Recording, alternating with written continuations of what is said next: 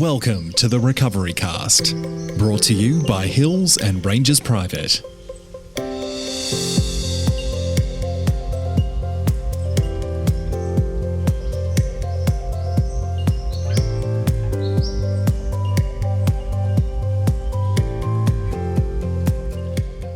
Hello and welcome to the Recovery Cast, brought to you by Hills and Rangers Private. My name is Oliver and I'm a former alcoholic and addict now in recovery. The Recovery Cast is a podcast created by people in recovery from alcoholism and addiction for people in recovery from alcoholism and addiction. The podcast is meant as a support tool for those in recovery. Everyone who participates in this podcast is in an active recovery program. We are not affiliated with any one recovery methodology and will focus on a variety of different types of recovery programs, including 12-step recovery such as Alcoholics Anonymous and Narcotics Anonymous, and other things like Smart Recovery, Celebrate Recovery, Recovery Dharma, Cognitive Behavioural Therapy, and more. And a quick disclaimer, this podcast is intended to be informative. A podcast alone cannot support your sobriety and recovery, so we suggest it only as one component of a daily recovery routine. For more information on what recovery is, please go to www.rehab.melbourne.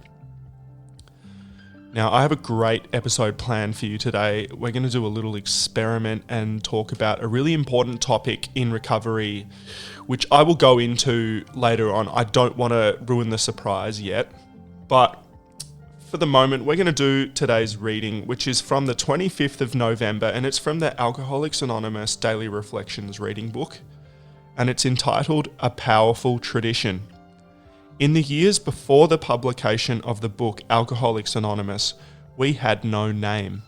By a narrow majority, the verdict was for naming our book The Way Out.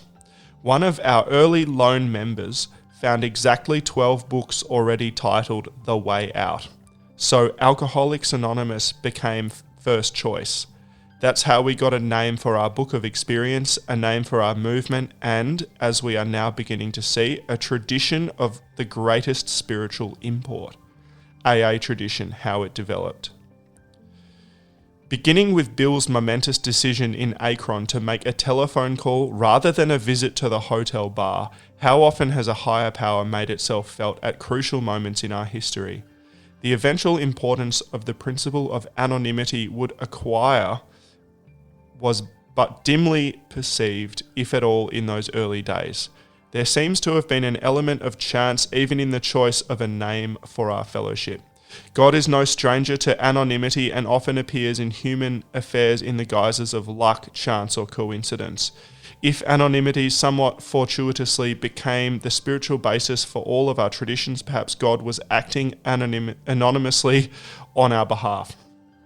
So, really interesting reading. I don't quite understand the entire sort of context of that, but it's basically that anonymity, I mean, it's a tradition. So alongside the 12 steps in Alcoholics Anonymous and in Narcotics Anonymous, there are also 12 traditions, which are really, really important to the overall running of the fellowship and just the way the fellowship operates. There are these traditions and they're basically guidelines for how to go about the entire thing, really. And the 12th tradition is anonymity is the spiritual foundation of all our traditions, ever reminding us to place principles before personalities.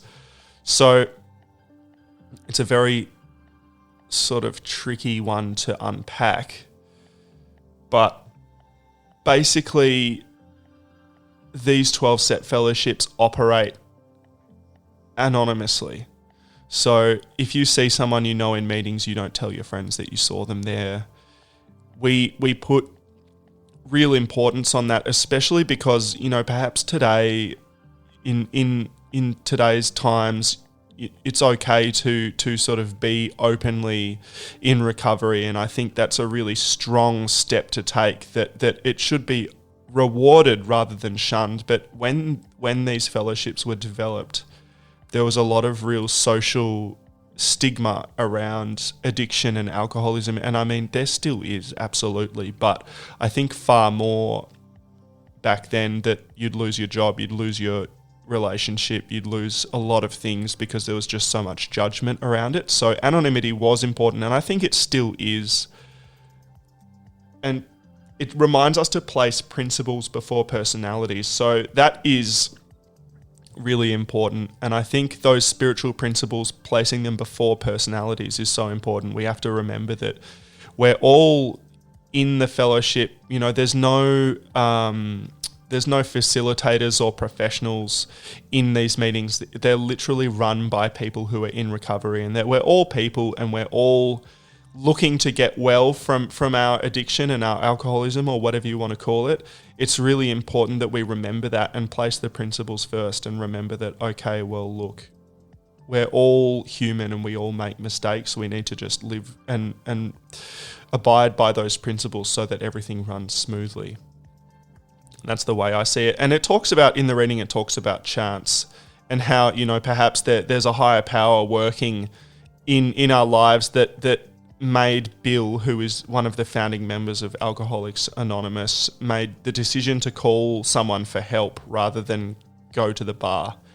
I think for me, I don't know whether it was a higher power working in my life. It'd be nice to think that, you know, I decided to go and get help after years and years of wanting to change and wanting to stop and not being able to. There was something that just happened within me that made me decide to reach out and say, look, I can't do this on my own. And I think, you know, that you could call that chance. I think it's if it was chance, then it would, or luck, then it would be awfully good luck. I'm not sure. I honestly think that it was sort of fate, and I think it was perhaps decided by a higher power. I see that it's really important. And I find that there's luck and chance that happens and comes up, or coincidence. It happens all the time in my recovery that I just so happened to go to a meeting where I met the person who would then be my sponsor, and I just so happened to be in the right place at the right time so many times to get into recovery and stay in recovery. It's really quite baffling to me, and I think I could put that down to the work of a higher power in my life. We often say that something is a God job, that there was just such a great coincidence, or something, the stars aligned perfectly, that it couldn't have possibly have been something that was completely random. That's the way they see it. But I really like that anonymity thing, how important it is to remain anonymous at the level of just keeping things under wraps. And I really enjoy that aspect of it, that I have this group that I can go to and attend meetings, and it doesn't have to impact other aspects of my life. It's just something that I go off and do, the same way that somebody would go to the gym or go for a walk to feel better. There are lots of ways to do it, but I think going to a 12-step fellowship is really, really important, and I certainly, honestly, would not be in recovery if it wasn't for that. I can tell you now, I wouldn't be here if it wasn't for Narcotics Anonymous. That's the one that I go to. So, look, if you haven't done it, if you haven't checked it out, I really recommend checking it out and go to a whole bunch of meetings. Don't just go to one and you know, say, hey, well, I didn't like it. It's like, yeah, you probably didn't like one meeting. That's okay. They're not all great.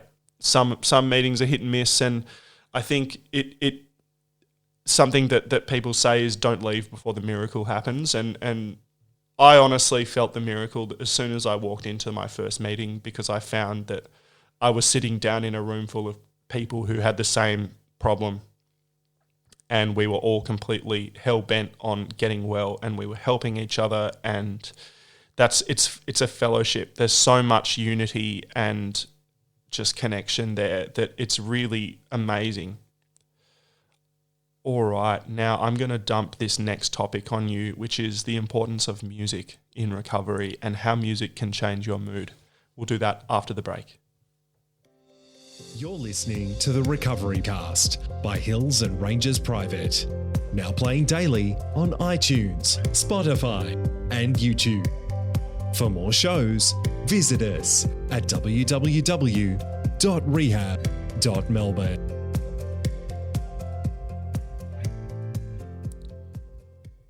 All right. Now, I'm going to perform an experiment with you. I don't know how my listeners listen to this podcast, whether they have it on and they're walking around and it's in their earphones, or they're driving around in the car, or it's playing in the house and they're doing stuff. Like, you might be at work, you might be cooking, you might be doing something. But I recommend this next stage of the podcast, if you can find a seat and sit down, perhaps on a couch or a chair, and try to not do anything. So put your phone down, stop watching TV, whatever you're doing, just leave it for the moment and sit down and get comfortable, because we're going to do an experiment around listening to music and how it makes you feel. So I would like you to sit down, get comfortable.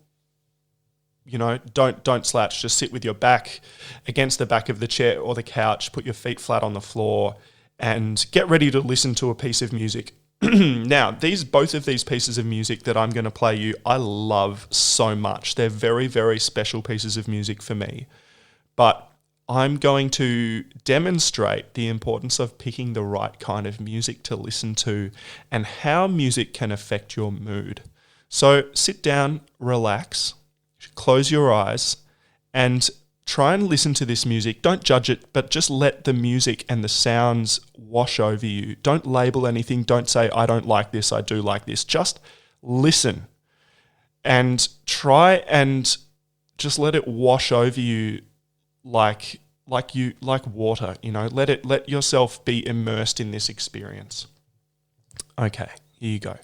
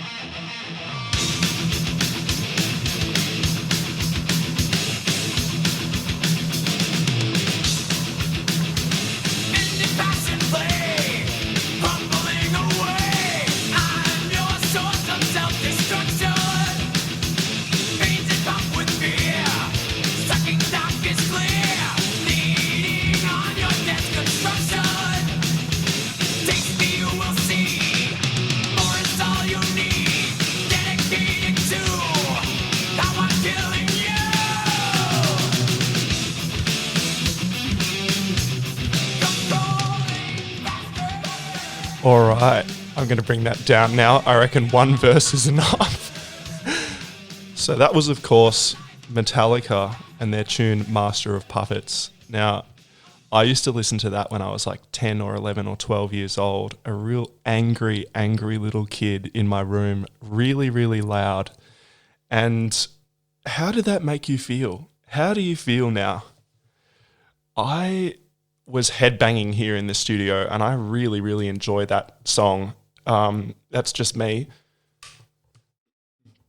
But I want you to just take a moment and see how does that make you feel? Scan your body and think about, or just notice how you're feeling now. How are your shoulders feeling? How are your arms feeling?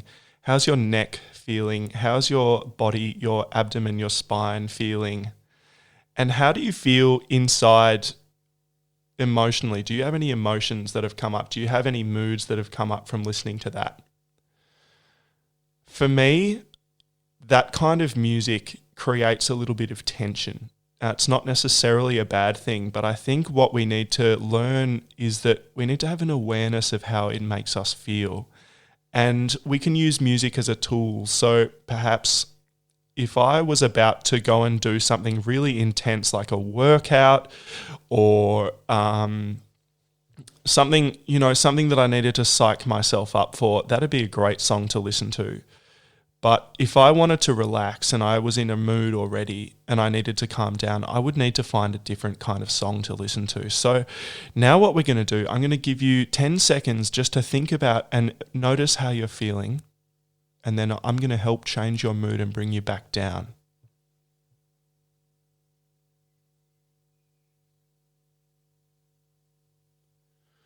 All right, so what we're going to listen to now is a different song.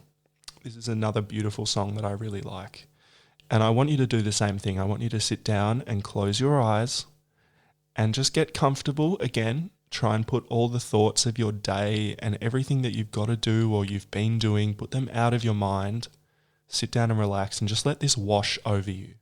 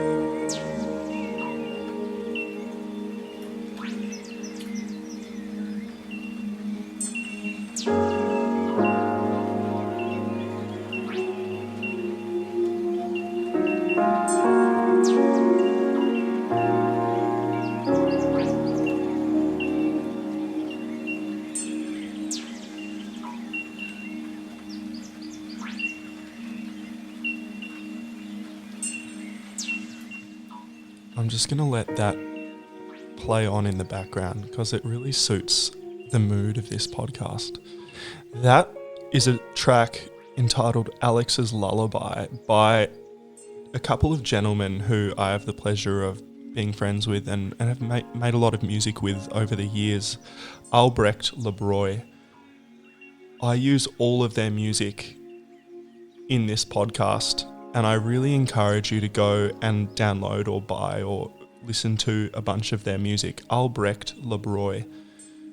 They are an electronic duo from Melbourne, and they're both primarily keyboard or piano players, but they also use a lot of electronics and software to create their music and field recordings.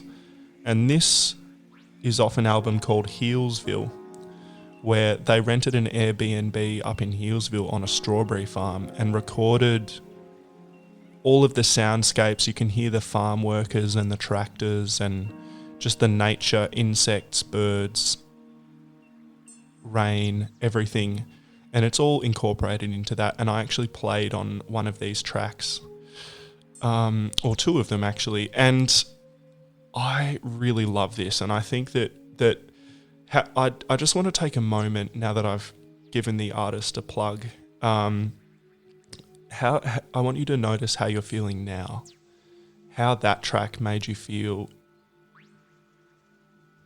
Do you have any tension, or is that tension dissipated? I certainly feel a lot more grounded listening to Albrecht Lebroy than I did listening to Metallica. Now, I really, really love them both a great deal, but I have to remember that there's a time and a place for different kinds of music. And for example, when I'm driving, I would not be listening to Metallica. I would probably be listening to something that is a little bit less energizing, something that will, rather than lull me to sleep, that will encourage concentration but not affect my mood too greatly. The same as when I'm at home, maybe if I'm cooking or something like that, I might listen to something different. When I'm going to bed, music's really important, and you can listen to music at all times of the day and night, and that's fine. For me, I actually have to listen to something when I go to sleep. And if it's not an audiobook, then I'd listen to something like Albrecht Lebroy, just really, really softly to help me go to sleep.